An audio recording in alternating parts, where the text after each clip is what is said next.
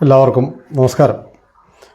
Communist party അതിൻ്റെ അനിവാര്യമായ പതനത്തിലേക്ക് എത്തിക്കൊണ്ടിരിക്കുകയാണ്. അതിൻ്റെ തുടക്കമാണ് ഇന്ന് കേരളത്തിൽ കണ്ടത്.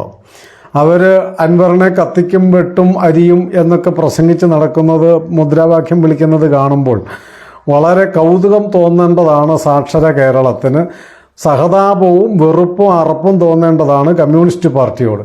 കാരണം കഴിഞ്ഞ കുറേ കാലമായി കേരളത്തിൽ കമ്മ്യൂണിസ്റ്റ് പാർട്ടി ചെയ്തുകൊണ്ടിരിക്കുന്നത്, കുറേ വർഷങ്ങളായിട്ട് ചെയ്തുകൊണ്ടിരിക്കുന്നത്, ചില തീവ്രവാദികളെ മുൻപിൽ നിർത്തി ഹിന്ദു വിഭാഗത്തിനെതിരെ നിരന്തര പോരാട്ടവും ആക്രമണവും നടത്തിക്കൊണ്ടിരിക്കുകയായിരുന്നു അവർ.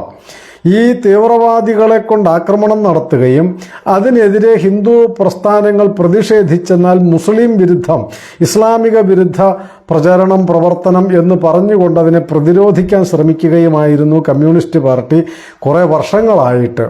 ആ തീവ്രവാദികൾ തന്നെ, അവർ വളർത്തിയ പാമ്പുകൾ തന്നെ, വിഷസർപ്പങ്ങൾ തന്നെ ഇപ്പോൾ അവരെ തിരിഞ്ഞു കൊത്തി തുടങ്ങി എന്നുള്ളതാണ് നമ്മൾ ഇന്ന് കണ്ടതിൻ്റെ ഒരു ലക്ഷണം. അതാണ് അവർ വളർത്തി വലുതാക്കി പാല് കൊടുത്ത് പോറ്റി താരാട്ട് പാടി അവരുടെ കൂടെ ഇട്ട് വളർത്തിയതാണ് ഈ വിഷസർപ്പങ്ങളെ.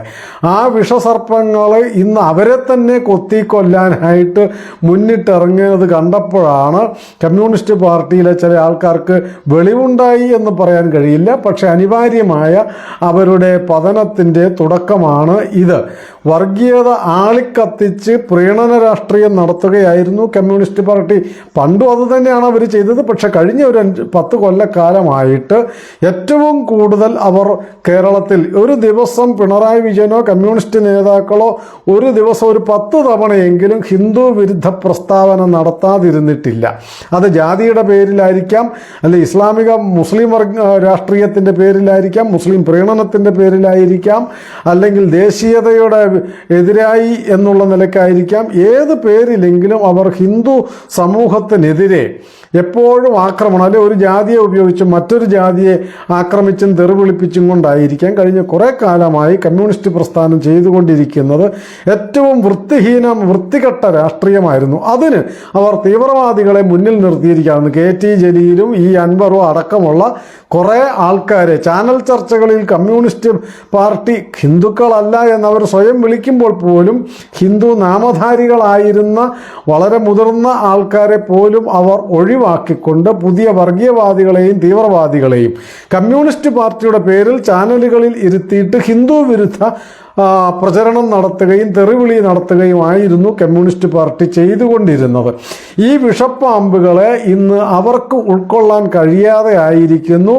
അവരുടെ വിഷം ഏറ്റ് കമ്മ്യൂണിസ്റ്റ് നേതാക്കളും പൊള്ളിത്തുടങ്ങി എന്നുള്ളതിൻ്റെ ഒരു പ്രത്യക്ഷ അനുഭവമാണ് ഇന്ന് കേരളം കണ്ടത്.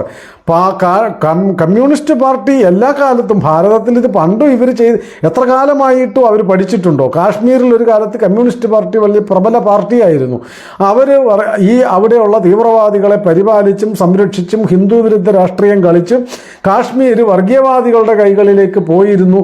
അവിടെ നിന്ന് ഇപ്പോഴാണെന്ന് മോചിപ്പിച്ചു വരുന്നത്. പക്ഷേ കമ്മ്യൂണിസ്റ്റ് പാർട്ടി അവിടെ ഇല്ലാതെയായി. പഞ്ചാബിൽ കമ്മ്യൂണിസ്റ്റ് പാർട്ടി വളരെ ശക്തമായിരുന്നു ഒരു കാലത്ത്.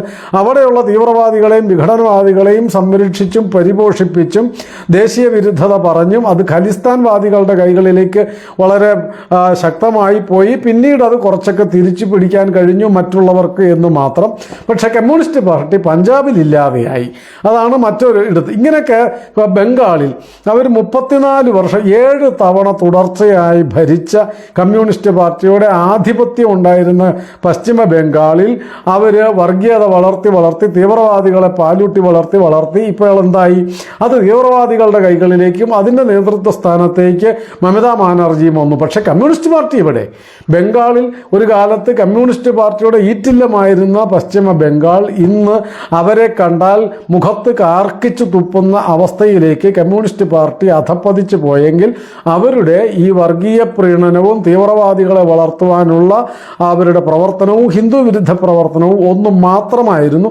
ഇതൊക്കെ കണ്ടിട്ടും അവരത് പഠിക്കാതെയാണ് ദേശീയ രാഷ്ട്രീയത്തിൽ മുഴുവൻ അവർ പരാജയപ്പെട്ട് മുസ്ലിം വർഗീയവാദികളുടെ തീവ്രവാദികളുടെ കളിപ്പാവയായി കമ്മ്യൂണിസ്റ്റ് പാർട്ടി അധപ്പതിച്ചിട്ടും കേരളത്തിലെ കമ്മ്യൂണിസ്റ്റ് നേതാക്കൾക്ക് അത് മനസ്സിലായില്ല എന്നുള്ളത് കൊണ്ടാണോ, അതോ തൽക്കാലം എനിക്ക് അധികാരം കിട്ടിയാൽ മതി എന്നുള്ള കമ്മ്യൂണിസ്റ്റ് നേതാക്കളുടെ ആർത്തി പെരുത്തിട്ടാണോ കേരളത്തിലും അവർ ചെയ്തത്? DYFIയുടെ, SFIയുടെ, കമ്മ്യൂണിസ്റ്റ് പാർട്ടികളുടെ ബ്രാഞ്ചുകളുടെ ഒക്കെ നേതൃത്വ സ്ഥാനത്തേക്ക് തീവ്രവാദികളെയും വർഗീയവാദികളെയും കൊണ്ടുവരികയും ബാക്കിയുള്ളവരെ ഹിന്ദു നാമധാരികളായ ആൾക്കാരെ സൈഡിലേയും ചെയ്യുകയും ചെയ്തു. പലയിടങ്ങളിലും കേരളത്തിൽ സഖാക്കളും തീവ്രവാദികളുമായിട്ട് ചിലയിടങ്ങളിൽ ഏറ്റുമുട്ടലുണ്ടായി. എന്നാൽ മുസ്ലിം നാമധാരികളുമായിട്ട് മറ്റ് പാർട്ടിയിൽപ്പെട്ട മുസ്ലിം നാമധാരികളുമായിട്ട് ഏറ്റുമുട്ടലുണ്ടായി. എന്നാൽ അത് അടികൊണ്ടത് ഹിന്ദു നാമധാരിയായ സഖാവിനാണെങ്കിൽ തിരിച്ചടിക്കാൻ പോലും ധൈര്യമില്ലാതെ, ഒന്നും മറുത്ത് ചോദിക്കാൻ പോലും തൻ്റെ ഇടമില്ലാതെ വലിയ വീര്യം പറഞ്ഞ് നടന്ന കമ്മ്യൂണിസ്റ്റ് പാർട്ടി, കാരണം മുസ്ലിം നാമധാരിയാണ് മറുപക്ഷത്ത് നിൽക്കുന്നത്, മുസ്ലിം വിരുദ്ധ രാഷ്ട്രീയമായി മാറുമോ എന്ന് ഭയപ്പെട്ടിട്ട് സ്വന്തം സഖാക്കളെ ബലി കൊടുത്ത നാണം കെട്ട രാഷ്ട്രീയമാണ് കഴിഞ്ഞ 8, 10, 12 കൊല്ലമായി കമ്മ്യൂണിസ്റ്റ് പാർട്ടി കേരളത്തിൽ ചെയ്തത്. അതിൻ്റെ ഒക്കെ ഫലം ഇന്ന് അവർ അനുഭവിച്ചു തുടങ്ങി. ലോകം മുഴുവൻ അഫ്ഗാനിസ്ഥാനിൽ ഒരു കാലത്ത് കമ്മ്യൂണിസ്റ്റ് ഭരണം നടന്ന രാജ്യമല്ലേ അഫ്ഗാനിസ്ഥാൻ? എവിടെ പോയി? ഇറാനിൽ കമ്മ്യൂണിസ്റ്റ് പാർട്ടി വലിയ ശക്തമായിരുന്നില്ലേ? എവിടെ പോയി? അവർ നടത്തി ഈ വർഗീയവാദത്തെ പിന്തുണച്ചും തീവ്രവാദത്തെ പ്രോത്സാഹിച്ചും ഭീകരവാദികളെ സംരക്ഷിച്ചും ഒക്കെ നടത്തിയ കമ്മ്യൂണിസ്റ്റ് പാർട്ടികളുടെ അധപ്പതനം ഏറ്റവും പ്രത്യക്ഷമായി നമ്മൾ ഇന്ന് കണ്ടുകൊണ്ടിരിക്കുകയാണ്. എനിക്ക് ചോദിക്കാനുള്ളത് ഒറ്റ കാര്യമേ ഉള്ളൂ. കമ്മ്യൂണിസ്റ്റ് പാർട്ടിയിലുള്ള ഹിന്ദു നാമധാരികളായ വിഡ്ഢികൾക്ക് ഈ വെറും ഭാരം ചുമക്കുന്ന സഖാക്കളുടെ നേതാക്കന്മാരുടെ വിഴുപ്പ് ചുമക്കുന്ന കഴുതകളായി നടക്കുന്ന ഹിന്ദു നാമധാരികളായ സഖാക്കൾക്ക് ഇനിയെങ്കിലും ഇത് മനസ്സിലാക്കാൻ അവരുടെ വെളിവ് പൂർണ്ണമായും നഷ്ടപ്പെട്ടു പോയോ? അതല്ല മരുമകൻ്റെ അടിമകളായി തുടരാനാണ് ഇനിയും നിങ്ങൾക്ക് താല്പര്യം?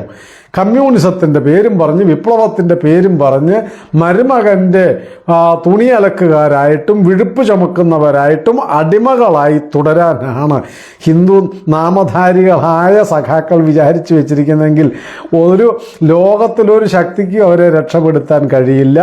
ഈ അടിമപ്പണിയും ചെയ്ത്, കാരണം മക്കളെയും കൊച്ചുമക്കളെയും ബലി കൊടുത്ത് തീവ്രവാദികൾക്ക് അടിമകളാക്കി മാറ്റി നിങ്ങളുടെ മക്കളെയൊക്കെ അവർക്ക് ബലി കൊടുത്തിട്ട് ഈ നാണം കെട്ട ജീവിതം ഇങ്ങനെ അശ്വത്ഥാമാവിനെ പോലെ ചീഞ്ഞളിഞ്ഞ ഒരു ജീവിതവുമായി കമ്മ്യൂണിസ്റ്റ് സഖാക്കൾ, ഹിന്ദു സഖാക്കൾക്ക് ജീവിക്കാം. അതാണ് നിങ്ങളുടെ താല്പര്യമെങ്കിൽ, അതല്ല അല്പമെങ്കിലും വെളിവും ബോധവും ബാക്കിയുണ്ടെങ്കിൽ ഈ ഉളവാക്കുന്ന ഈ വൃത്തികെട്ട രാഷ്ട്രീയം അവസാനിപ്പിച്ച് സ്വന്തം നാടിനോട് കൂറുള്ളവരായി മാറി, സ്വന്തം നാടിനെ സ്നേഹിക്കുന്നവരായി മാറി, ഈ വൃത്തികെട്ട ചീഞ്ഞ കമ്മ്യൂണിസ്റ്റ് കുപ്പായം വലിച്ചെറിഞ്ഞ് ഭാരതത്തിൻ്റെ മക്കളെ, നിങ്ങൾ ഏതെങ്കിലും പാർട്ടിയിൽ പ്രവർത്തിക്കും, പക്ഷേ കമ്മ്യൂണിസ്റ്റ് പാർട്ടിയുടെ ഈ അടിമപ്പണി അവസാനിപ്പിക്കും. നിങ്ങൾ ഏത് പാർട്ടി പ്രവർത്തിക്കണോ, പാർട്ടിയിൽ ഏതെങ്കിലും പ്രവർത്തിക്കണോ, രാഷ്ട്രീയം വേണോ വേണ്ടയോ, അതൊക്കെ നിങ്ങളുടെ ഇഷ്ടം. പക്ഷേ നിങ്ങൾ മരുമകൻ്റെ വിഴുപ്പ് അലക്കുന്നവരായി ഇനിയും തുടരണമോ വേണ്ടയോ എന്ന് നിങ്ങൾ ആലോചിക്കുക. തീവ്രവാദികളുടെ മൂടുതാങ്ങികളായി കെട്ട ജീവിതം നയിക്കണമോ വേണ്ടയോ എന്ന് നിങ്ങൾ തീരുമാനിക്കുക.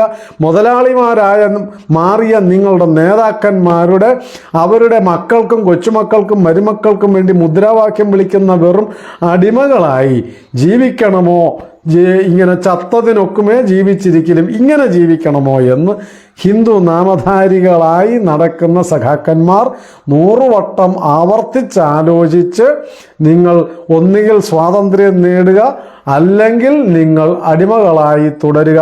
അതിൻ്റെ ഏറ്റവും പ്രത്യക്ഷമായ അനുഭവം ഇന്നോടുകൂടിയെങ്കിലും നിങ്ങൾ കണ്ട് മനസ്സിലാക്കാൻ ശ്രമിക്കും എന്ന് വിശ്വസിക്കുന്നു. നമസ്കാരം.